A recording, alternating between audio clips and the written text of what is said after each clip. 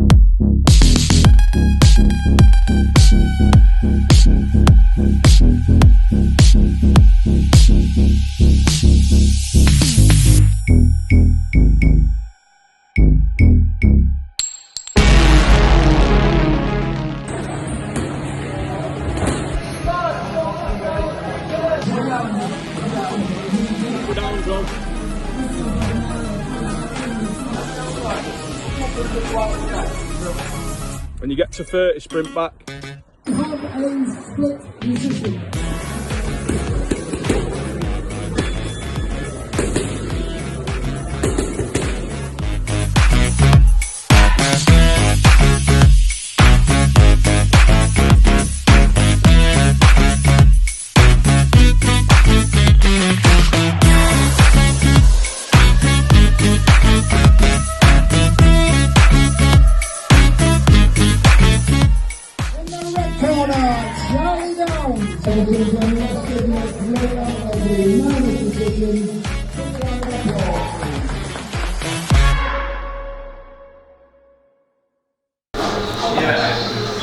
I'm Peter Fury, and don't forget to subscribe to Porky's Corner, because I've been a helmet of the month and you need to listen to me. Yeah? So follow him, yeah? And get the fella some followers up, for Christ's sake. He wears his heart on his sleeve, he's a good man, Russ. So follow Porky's Corner, he says it as it is, and you know, I appreciate the helmet of the month, Russ. No problem. No problem, thank you very much. You're welcome, mate.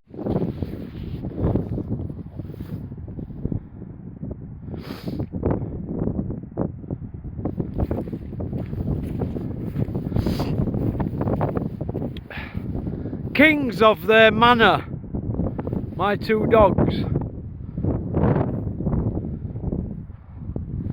Kings of their manor. Look at them, like little kings. Hello all you hardcore boxing fans, welcome to part 2. It's Russ here from Porky's Corner. Big Joe Egan, I'm still waiting for your email so I can send you the Zoom. You've still not emailed me, Joe. Let me get your email again. porkycorner@mail.com. Alright, what you got to be frightened of, Joe? You've been doing Zooms for years on YouTube. Terry, part 2. Ray. I'm just sending a message there to Joe Egan. He hasn't got in touch with me with his email. Hey? To do a Zoom, me and Joe were going to talk about boxing on a Zoom, but he's gone missing. Big Joe. Hey? Where's Big Joe gone, hey? Missing in action, MIA. Can't understand why he didn't want to come in. What could Joe be frightened of coming on here? He's done James English, loads of YouTubes and interviews. He loves it, doesn't he? But I want him to come on here so I can ask him some proper boxing stuff and whatnot. And I'm not seeing the same energy, Terry. Why do you think that is? You're a scary guy. I'm a scary guy, am I? Yeah. Well, like Tommy DeVito.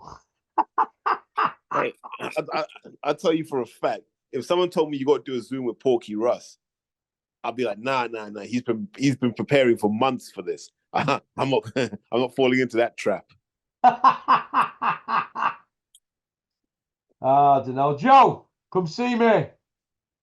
Right, Terry. Brooke Eubank. There's been a Jesus lot of Christ, talk. no, What do you no, think?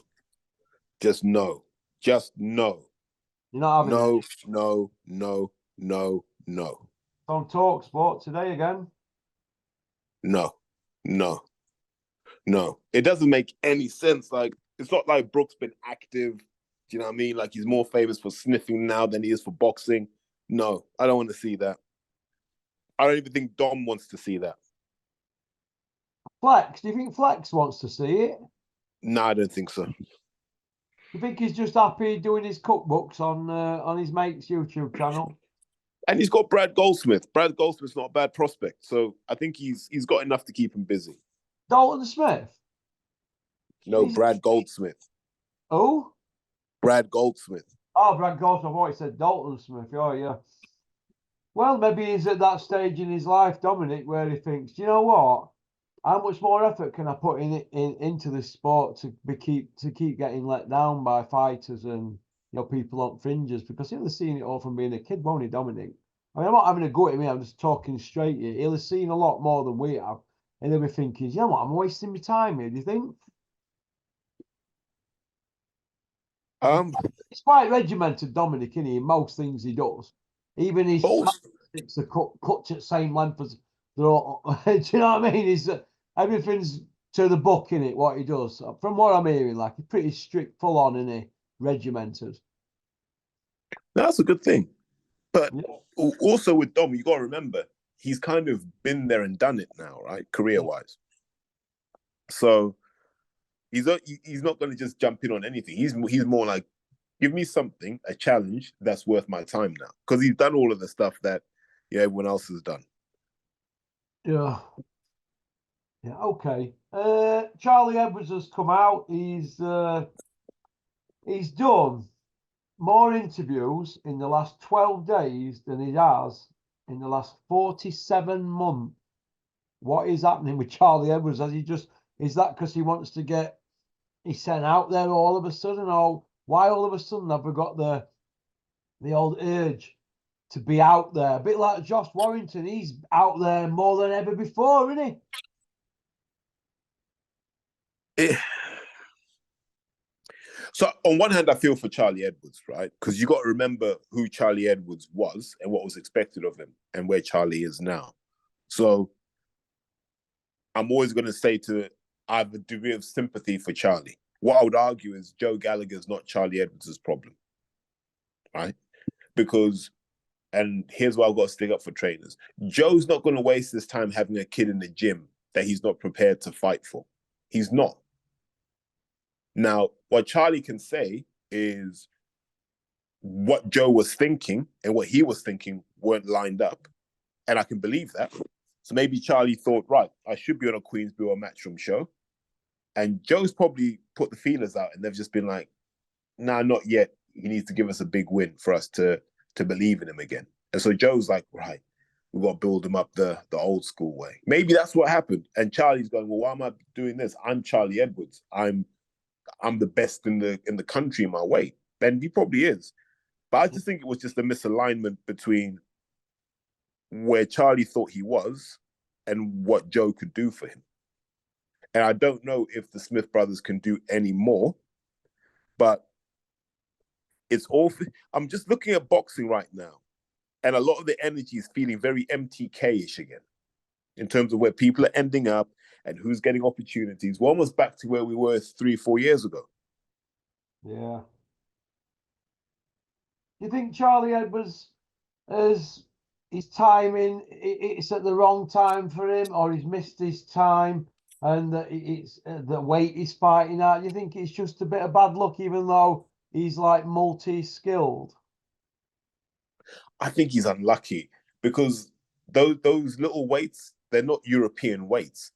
And if you see what I mean, like in Europe, we're generally quite big people. So it's hard to find small people. Whereas I'm sure if you went to Nicaragua, like he'd be fighting every week if he wanted to. Yeah. Do you think it's a frustration, Terry, on Charlie's part? Why? Because we've never really seen him come out and speak like he's spoken last couple of weeks. He's not normally like that, is he? No, Charlie's a good kid. Was always a good kid in the amateurs. He's a good kid, But you got to think about this, right? He's got to live with his career. We just speak about his career. He's got to wake up every morning, have a shave, look in the mirror, and go, I'm nowhere right now, but I deserve to be somewhere. And I don't think it's about him blaming Joe. I don't know. At that point in life, you got to take your balls in your hands and make something happen. That's what he's got to do. Now, I hope he does, and I hope we see him fighting on TV soon, because I think Charlie is a good addition. You know, why can't he fight Paul Butler? Just let them two fight each other. You know, let everyone make money. Yeah. Yeah, I see that. That'd be a good fight, wouldn't it? I think Butler may be a bit more experienced, do you think? Yeah, I think so. But if Charlie believes he can beat Paul Butler, let him go at it. Like there should be no barriers to those sorts of fights happening. You know, let them get their payday, and then if it's exciting, we'll see it again. Do you know what I mean? Like, fine. Okay.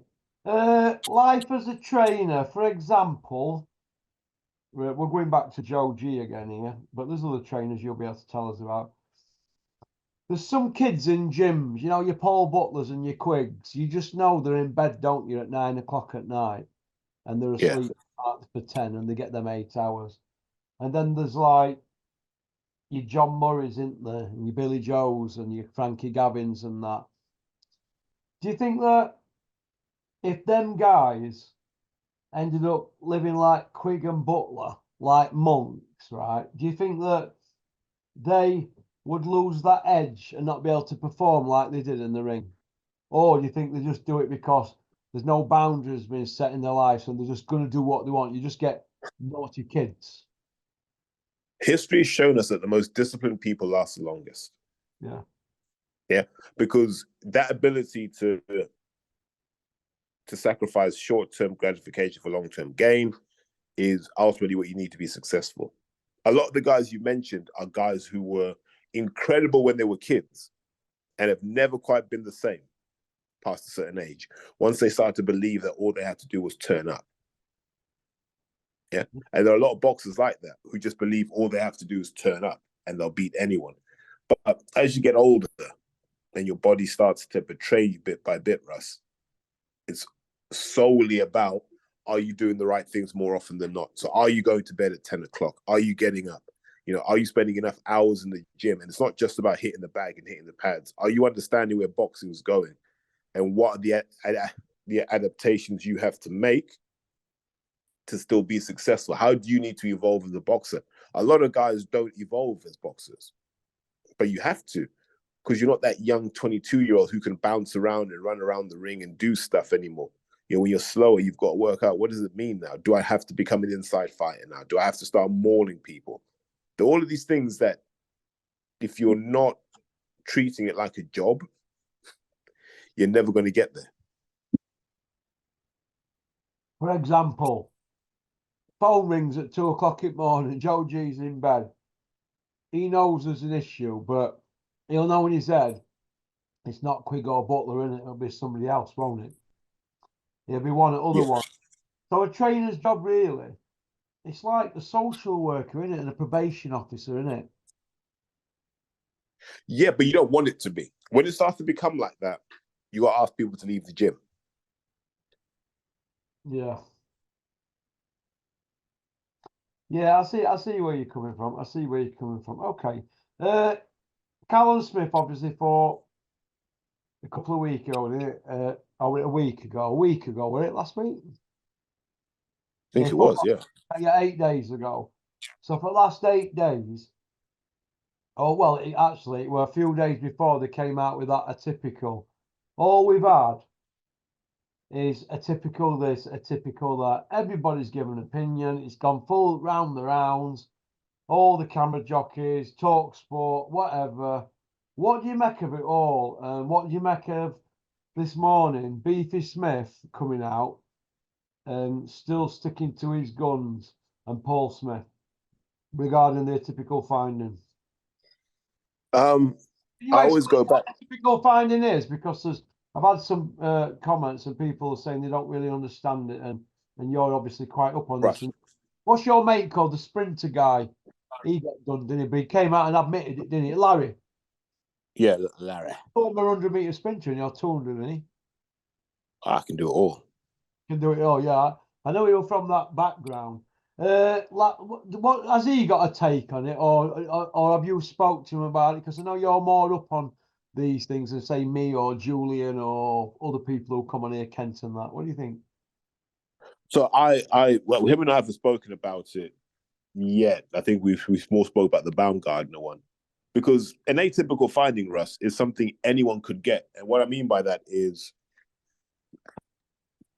there are certain thresholds we have where we say, look, there should be this much testosterone flowing around through your system, for example, or there should be this much growth hormone flowing around in your system. These things give off metabolites. So they give off waste products. Like, you know, like in the same way that your car gives off exhaust gases and there's stuff in there, like there's some heavy metals in there, some stuff that's not good for you. That's why you have a catalytic converter. But what the atypical finding is, it's saying that, look, for these substances in your body, what we found is slightly outside of the reference range.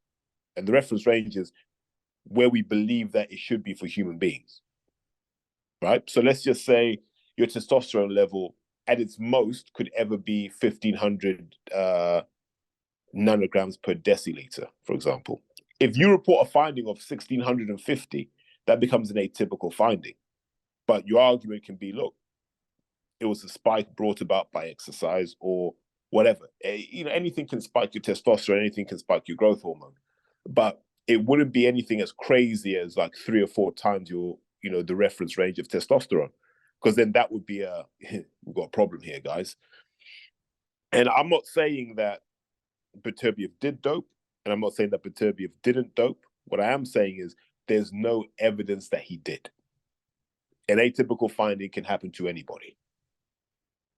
Well, according to VADA, they tested him 2 more times within 96 hours, and it were down after that, and they said there were no case to answer. So why would Eddie Hearn bring up the atypical finding if that were the case? To deflect, right? Because every time it's a matchroom show, it's a matchroom fighter involved in a drugs situation. So he's like, well, I want some people to feel the heat as well. That's probably why he's done that. Well, yeah, but what about Tony Bellew, Eddie Hearn, Parsons, and a few of the other people, all saying it's all confusing, this adverse fines and atypical fines, and Aram came out then swinging with legal letters, didn't he, once they started putting it in Conor Benn bracket? Well, no. Adverse is very simple. Adverse is you've crossed the line. Well, that's what Dylan White had, didn't he, against Rivers, and adverse, didn't he? Well, and he had one just before the Joshua fight. Yeah. That's what happens, right? Like when you have an adverse finding, everything kicks into place. And an atypical finding, it's like, oh, we'll keep an eye.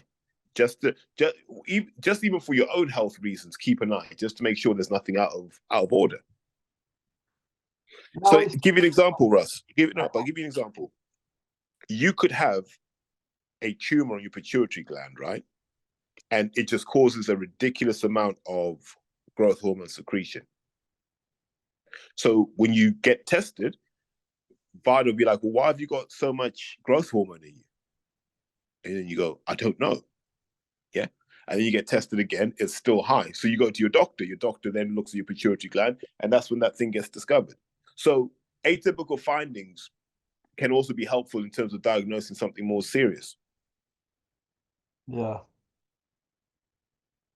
Well, Arthur Beterbiev, right? Oh, yeah, he was obviously he's obviously an hard trainer, but I've been looking at some of his training sessions and some interviews people have been saying about him. Apparently, he does 3 full-on sessions a day, and he sleeps 8 to 10 hours every day, and he doesn't take alcohol. Now, a typical finding, it says online, can be found straight after sleep or straight after training, or if you've overtrained, you know, if you send through too much training. Yeah. So do we give him the benefit of the doubt? Yeah, until someone fails a test, until it's an adverse finding, I'll always give a benefit of the doubt. So basically, we are all backtracking within 48 hours because at one point it looked like the fight were going to be off, wasn't it? Or it were going to be shrouded in mystery and everybody had the ready-made excuses. But all the YouTubers all went out to bat straight away for it, didn't they, with Eddie Hills? Michelle Phelps went straight out to bat. Boxing Social, IFL, all the lot of them. And then 48 hours later, they all went, oh, no, we didn't mean that. It all looked a bit odd to me, did it you? Yeah, I think people probably read atypical and thought, adverse. But it wasn't. They're two different things.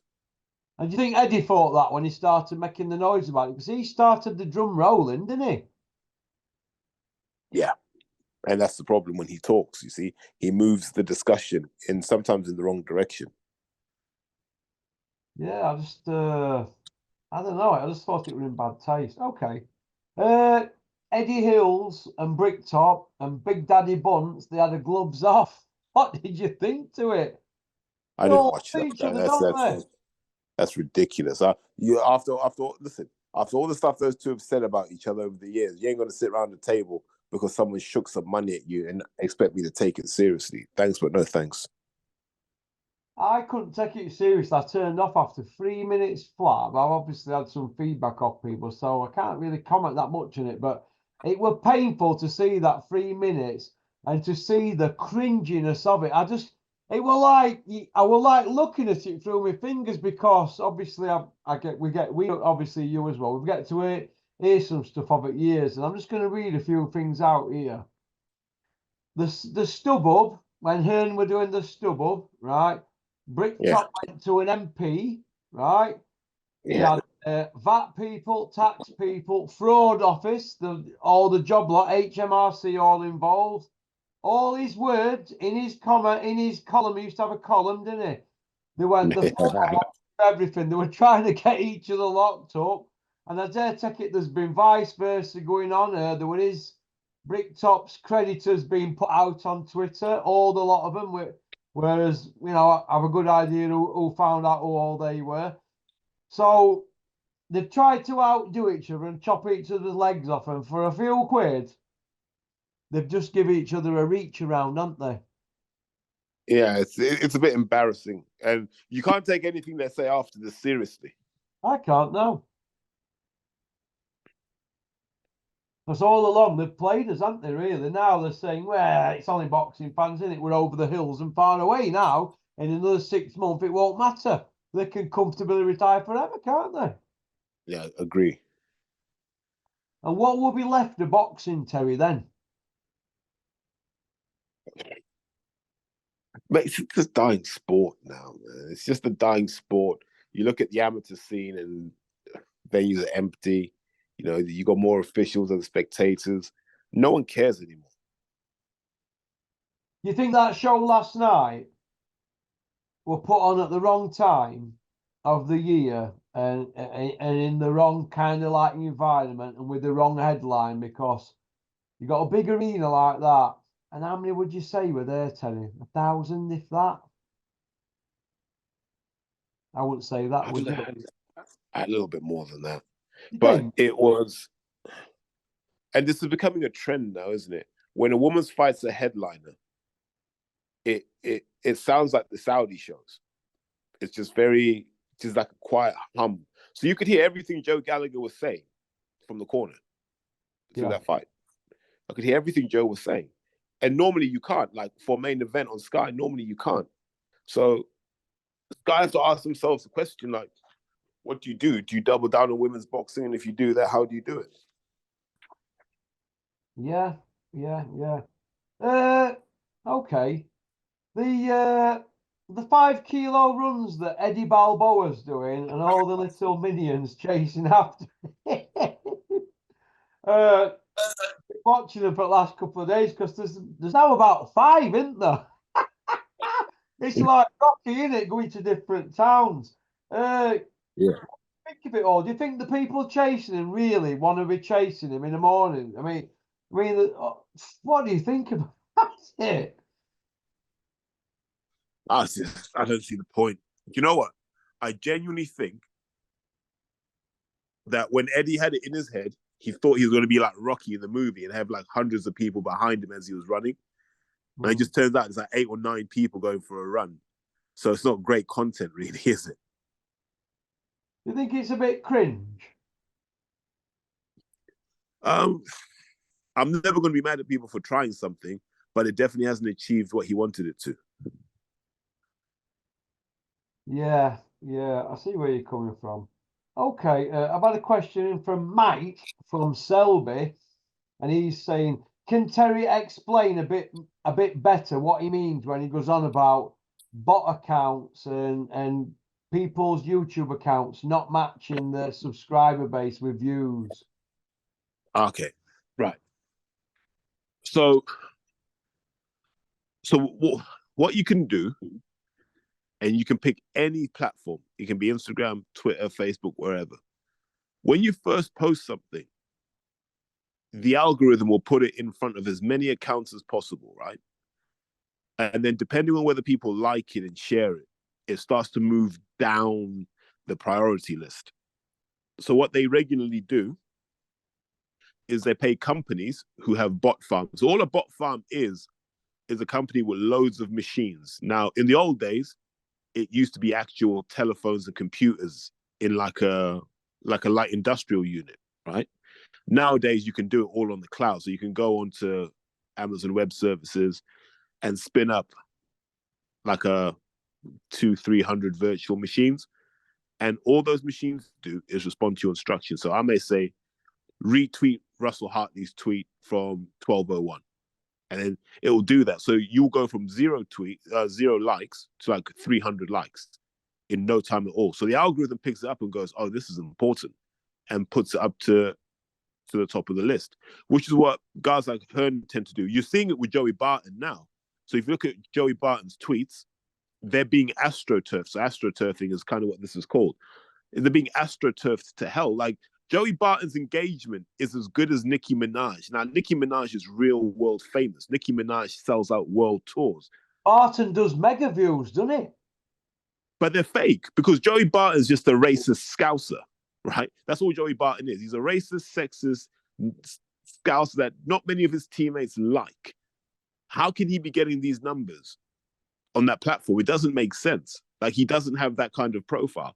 He's close to Beyonce numbers, Russ. Do you see what I'm trying to say? Yeah. So how many crayon crunching, EDL loving Tommy Robinson fans are there in this country? Not that many. Yeah. We're anti-woke. We're anti-woke. Idiots. What does that even mean? Anti-woke. What? Yeah. Oh, we just want our country back. What do you mean, your country, man? Are you a Celt? Are you a Pict? No. Most people from your Angles, your Saxons, your Norsemen, your Egyptian sailors, you're from the Barbary Coast. Like, people believe that there's this thing called Englishness and it's tied up in your skin and your DNA until you start doing DNA tests, Russ, and you realize there are very few people who have the blood of the first people that touched down in this country. Not many people do. Yeah, I see what you mean. Okay, the Gad has come out and he's going on about Lennox Lewis's intense beef with Eddie Hills. What do you make of all that? Lennox is one of our greatest ever boxers. And having been around Lennox personally, Lennox is a guy that just talks about everything from a boxing purist perspective. Everything. He has no agendas. Lennox doesn't care. He's so super, and I kind of learned this off Lennox. He's so supremely confident of his achievements and who he is as a man that he doesn't play games. Like, his thing is, look, he got annoyed with Eddie because Eddie kept comparing Joshua to Lennox. And Lennox was like, well, no, Eddie knows boxing well enough to know that you can't compare me with Anthony Joshua. I'm an Olympic bronze medalist and an Olympic gold medalist. I've been undisputed heavyweight about champion. that bronze, don't they, in '84? Yeah. Lennox is the quintessential boxing guy. So when he says things like, you can't put me in the same category as Anthony Joshua, he's 100% right. Because Lennox went looking for people, like actively went looking for people. You know, when I look at Lennox Lewis's CV, you know, he's got them 14 big wins. Joshua's got 5 big wins, but Joshua's 5 big wins, they've all got an asterisk next to him, and I'm going to read them out. Charlie Martin, asterisk. Then after him, we've got Vladimir, asterisk. Ruiz, asterisk. Povetkin, asterisk. And who's the other one? Martin, right, there's another one. He's got 5, hasn't he? The point I want to make is that Parker. Now that's doesn't look a bad win, but it was a stinky fight, wasn't it? Doesn't look a bad win now. So if we give him Parker, what else can we give him off that lot? Charlie Martin, I'm not going to give him that. Vlad, 42-year-old, 18-1 point settee. Ruiz. Wait, Russ. You're trying to convince me that the Joseph Parker that got iced by Joey Joyce, the Joseph Parker that went life and death with Dillian White, is a credible win. Well, I suppose if you put it like that, but he's been on a decent run, hasn't he, Parker now? So it does look a bit better, doesn't it, than what it were. Yeah,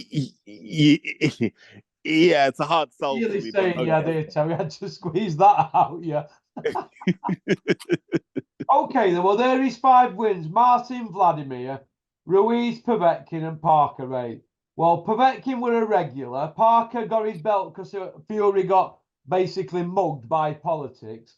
Vladimir, they dug him up. Ruiz, he ran for his life, and Martin were gifted it because the guy he fought for vacant belt, they nabbed off Fury, did his knee in it middle of the fight. So Joshua's CV's a load of pish, right? And you've got Lennox there with 14 roadman killers. So Eddie Hills shouldn't be putting Joshua in that bracket. They were putting Joshua in the Ali bracket. We all remember the mock Ali poster things he did. He even did that thing underwater that Ali did, didn't he? At 60s. Do you remember? Oh, when you were shadow boxing underwater, yeah. But Joshua even jumped in underwater with the same type of shorts on, didn't he? I mean, what have they tried to do to us? And do you remember the one on the top of the building, the fist one, where it puts the fist up to the camera? They even did that with a tweed jacket. Do you remember? Yeah, I remember that. So they've even tried to give it the copy Ali, but it's not worked for Joshua, has it? And you put his CV next to Lennox Lewis's. It's like putting Callum Smith's in it next to Carl Froch's, isn't it? When you think about it, do you know what I mean? Callum might have a better CV than Froch. Oh yeah, go on, yeah. What? Yeah, okay. What now that he's been iced? No, but think about it. Froch never fought a Canelo type, did he? He never fought that sort of dominant champion. Yeah, I know. Well, never beat one, I should say. He fought Ward. He fought Bute, didn't he, with 10 defences, undefeated, pound for pound. He went top 10 pound for pound. Canelo would have iced Butane 1. Eh? Canelo would have iced Butane 1, though. Terry, you're trolling now. Russ, you know I wouldn't troll you. Come on, man. Like we talk facts here. You're trolling now. All right. Then. Well, listen, the point I want to make is that Lennox Lewis, in my opinion, he's over the Eddie Hills and far away, isn't he? Oh, we saw Joshua's got to get at least 10 wins to be 10 world champion wins to even be in the mix with Lennox. But Lennox wanted to fight the best and test himself. Do you know what Tim Bradley said last night on ESPN? He said, what is it with fighters nowadays? They don't want to test themselves and be the best. They do once their career's over. They want to come back and fight the best then because the money's all gone and they'll take any fight then. But when they're riding high, you know, I look at careers. I'm not going on a tangent here. I look at Billy Joe's career, and I remember talking with Dennis over a few whiskies about Billy Joe, and he said to me, he got on that aeroplane and he bought them all the tag watch. It was about 25 grand it cost to buy Olympic team a tag watch. Collared Terry Edwards, and he handed all the watches out and none signed for Dennis. And he said he was more devastated about not getting Billy Joe than any of them. And Frankie, but it's Billy Joe and him were the big noises, but it didn't work. I feel like short changed that Billy Joe didn't want to fight the best. I don't think Fury really wanted to fight the best. He didn't want Ortiz. He didn't want Vladimir in 2012. There's always an angle for him to swerve these people. I mean, how are we in a situation now where it's 2024 and we've been talking about Fury against Joshua since they sparred in 2010? How is that? 14 But- years talk. How can we be in this situation and we're still no nearer? Well, Lennox and Tyson sparred in like 83, 84. They didn't fight till 2003. Yeah, You know? they were kids when they sparred though. What Mike they were 16 and 17 or so. They were babbies, weren't they? Yeah, but sometimes life and careers go in different directions. Like there was just never a time when they were on the same page. It's the same with Joshua and Fury. It's taken till relatively recently for them to be on the same page where a fight makes sense. But even then, like you're right, people drag these things out because, and this is the internet's fault, Russ. Right? For too long, you kept hearing this. No, no, no, no, no, no. If you fight now, it's going to be worth 100 grand each. But if you wait 5 years, it's going to be worth $1 million, and that's never true. Like, do the fight when it makes sense, and then if a rematch is needed, a rematch is needed. But if it's a one-way hiding, then it was never worth £1 million to begin with. Yeah. Okay. Well, I think that Mike Tyson and Lennox didn't fight when they should have done because Joe Egan had marked Mike up in sparring. What do you think? Look, Joe Egan was known all across the eastern seaboard of the United States for devastating experienced professionals. From when he was 17 years old, he had everyone scared. Everyone. He was mincing guys like Mike Weaver, Jerry Cooney. He was running over them. Well, you know what it were though, Terry, don't you? When he used to walk into gym, Joe Egan, he had that Crombie on, and everybody said Joe's here in his Dave Courtney Crombie. Joe Egan pulled down Building 7 on 9/11. I know, yeah. What he did, he tied a big rope round his waist and just kept walking, didn't he, for Brooklyn Bridge? Just one arm pull. Yeah, one arm pull like John Fury. John didn't do his weight. John didn't tie rope to his arm, did he? He just tied it to his Corey. I want to finish off on this then. Johnny Nelson's been accused of trying to tame the weapon in the middle of the show last night. He had his hand in his pocket, fumbling about. Were he trying to stop wood moving north? I can't believe you're going to ask me this question, Russ. You see the video that's going around on Instagram? Nah, I haven't. Johnny, I've got it here. Video, I'll send you it. Oh my God, I couldn't believe what he was doing. Mate, that's why you got to tuck it into your waistband. Whenever you're out in public, you got to tuck it into your waistband and hope for the best. Right, let me just send you this. You will howl when you get this. Hang on a minute. Where is it? Hang on. I'll not send you the bit where you can watch this. Right, I'll send you a video because wording might come up and I'll get into trouble. I'll have Kevin on me back. Yeah, have a look at that. What is he doing? He looks him back. Johnny, what are you doing? We know you're legendary down there, Johnny, but come on, mate. What are you doing, mate? Who passed you to which wardrobe department passed Johnny Nelson to sprayed on pants like that? Johnny, you either need a toilet or is it Anna Woolhouse that he's talking to?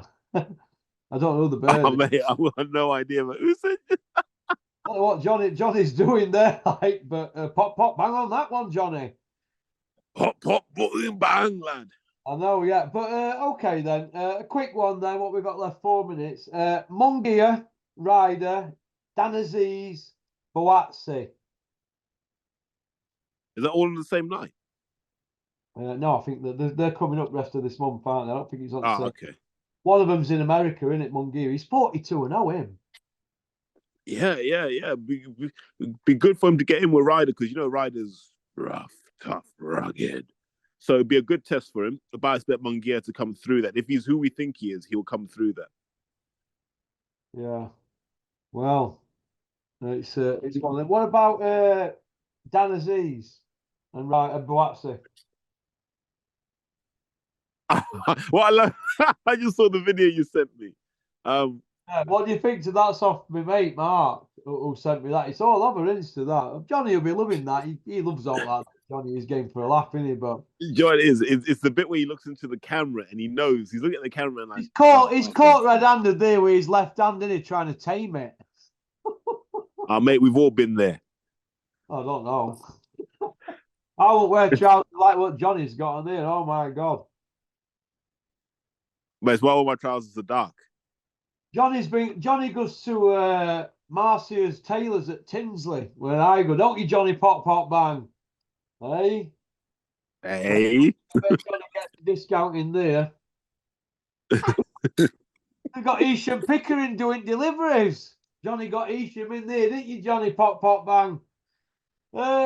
I fancy Dan Aziz. Do you know why? Because Joshua Buatsi hasn't really done it for me, Terry. He hasn't, honestly. And I think Dan Aziz could cause an upset, but Buatsi's the favourite.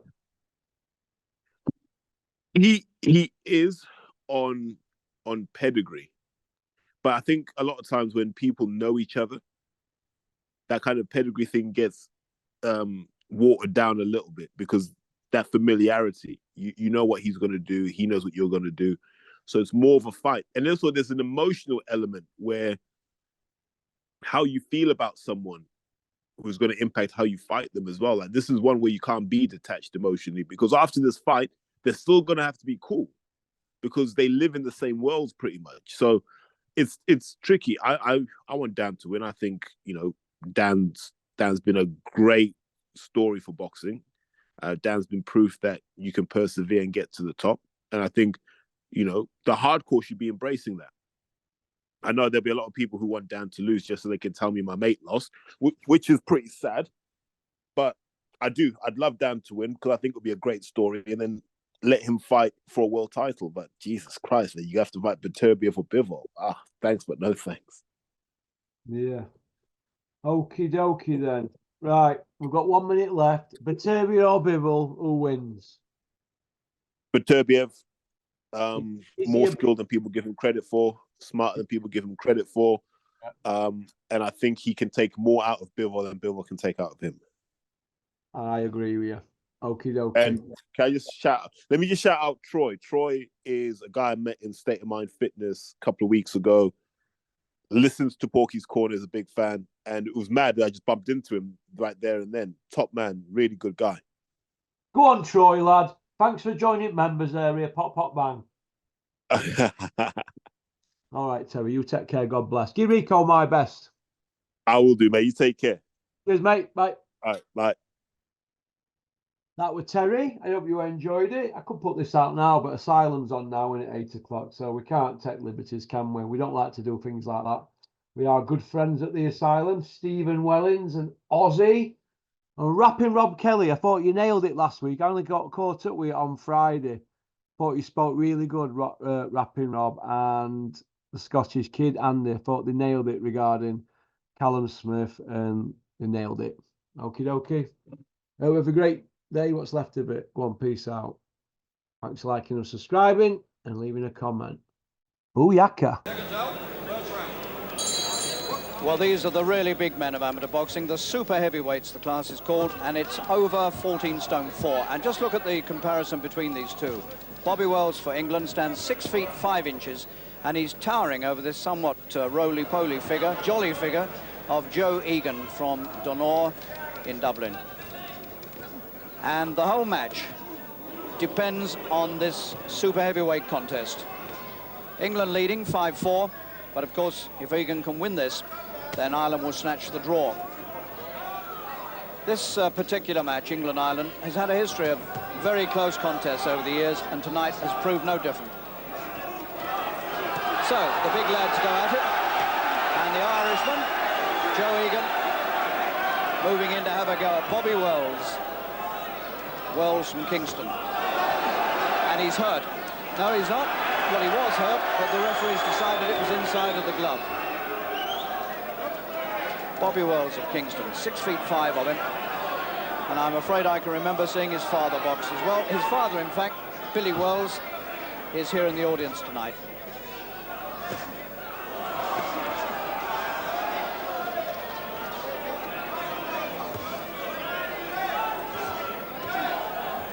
Young master Egan, who's 18, has come to have a go.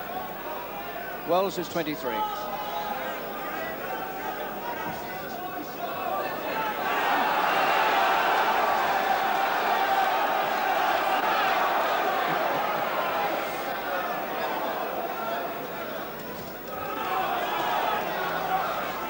He's an engineering student, young Egan.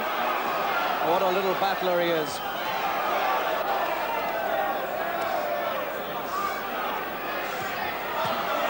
Wells swinging him in from all angles to try and stop him coming at him. Good stuff.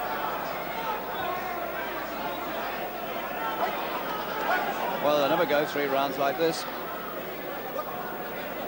Egan's put a tremendous amount into the first couple of minutes.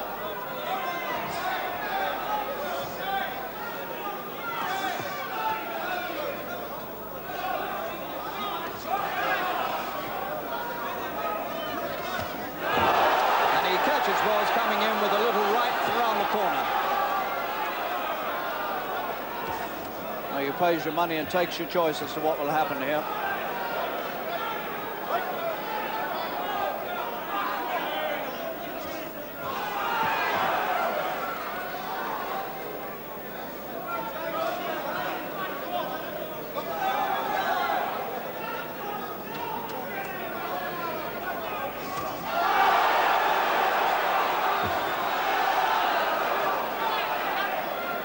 He's got a wicked little right hand, as Egan. It sneaks up on you.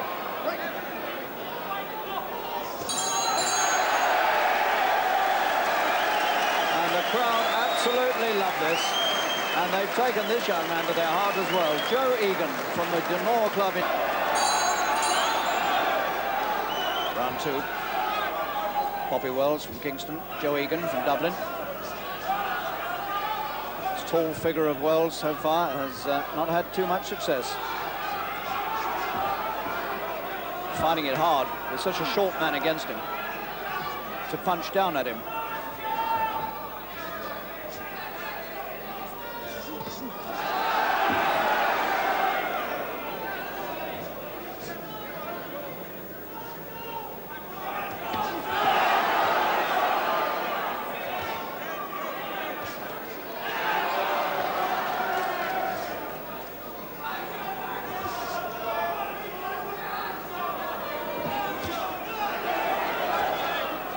Wells also making his international debut for his country tonight, like Egan.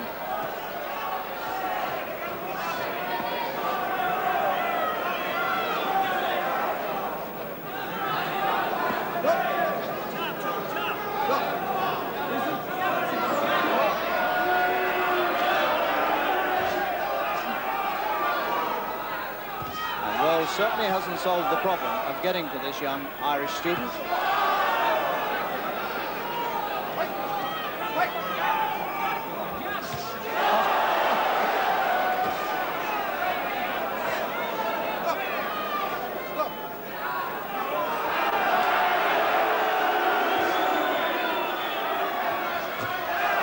Amazing that Egan can get this close to this very tall man with all this reach. And Wells, by not using straight punches, simply can't keep the man away from him. The roly-poly Irishman swarming all over Wells.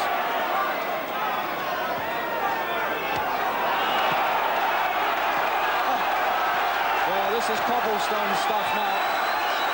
Egan has punched himself out, and the Irish boy has to take a standing count. That's out of exhaustion. What a finish to a match.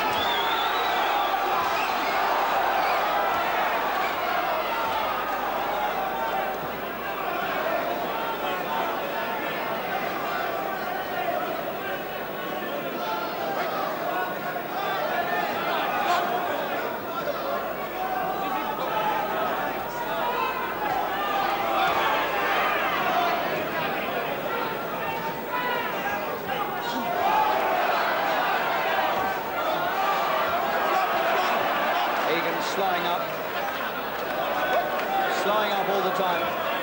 He needs that bell to come.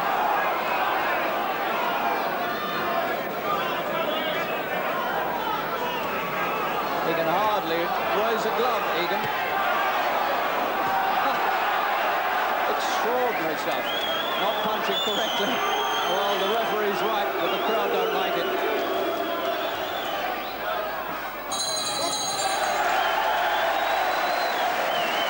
If ever a man needed a minute's rest, Egan most certainly.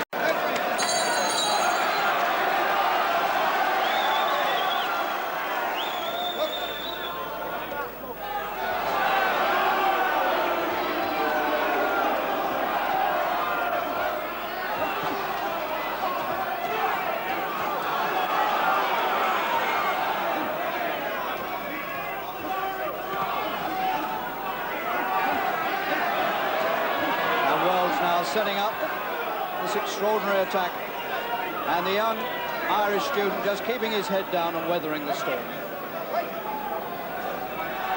Real old-fashioned stuff this is.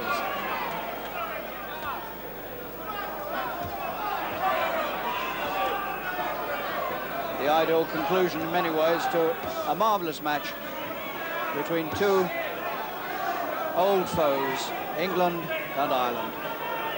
They've had many a marvellous battle in the amateur boxing ring.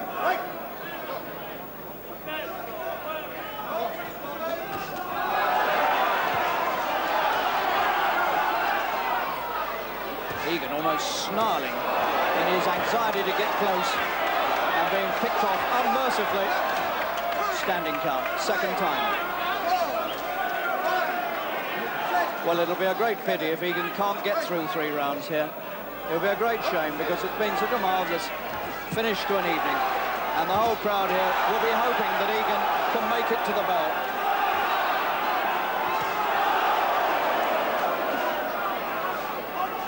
Nothing but guts now to be offered by Egan. He's got plenty of those.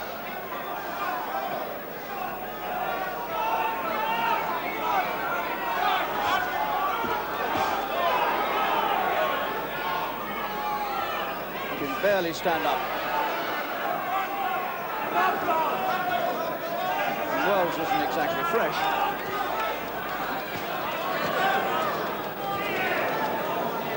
Under a minute left. Oh, he's got it. He caught the right hand sweeping up, and Egan couldn't step out of the way of it. And the referee has counted Egan out on his feet in the final round. He couldn't make it to the end. What a shame that is for him. But that's a good win for Bobby Wells for England. He had a few nasty moments early on, but the superior height and reach and boxing ability in the end told.